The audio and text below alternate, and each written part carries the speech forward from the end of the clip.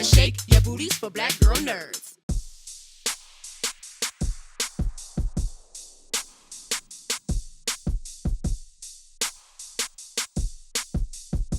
So now we are here on the eve of the release of Superfly.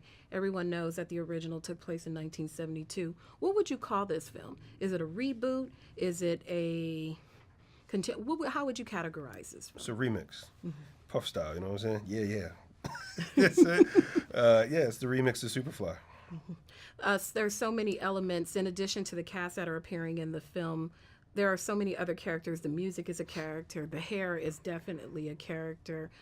How did you tie all those elements into the film to create that different vibe from the original movie? Well, I didn't want a different vibe from the original movie. I wanted to build the foundation off the original movie and then take that where it's going to go.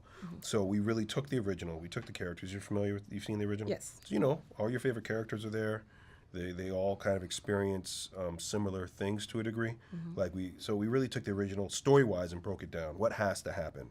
Who does it happen to? What are those things? Who are the people that have to show up? And we brought them all back.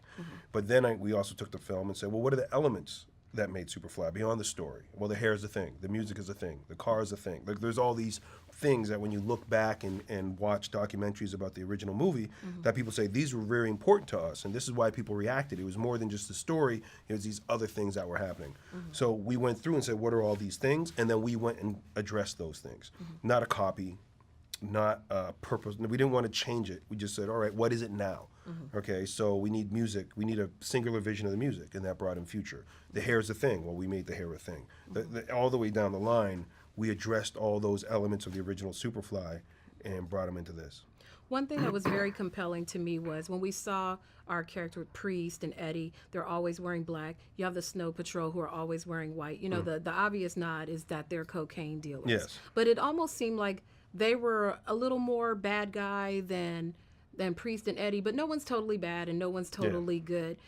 How was the creating of that juxtaposition with the wardrobing in the telling of the story? Well, Snow Patrol represent that drug dealer that gets you in trouble. They're flashy, they're loud, they're obviously into something that's big.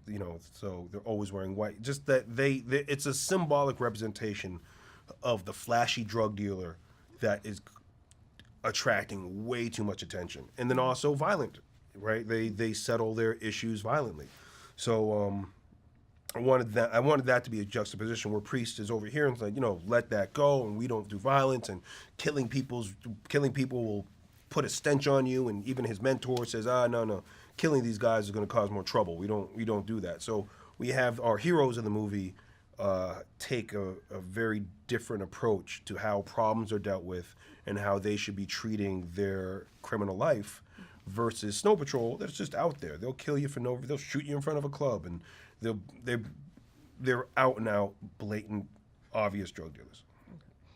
With this film being set in Atlanta, and we've seen how other films have been set in places, and the audience who are from those regions have reacted negatively because of the depictions of the character, the depictions of the city. Do you think that Atlanta natives will find the film shedding a derogatory light on Atlanta? Will they receive it positively? Because we've seen, like with Chirac. One name answer.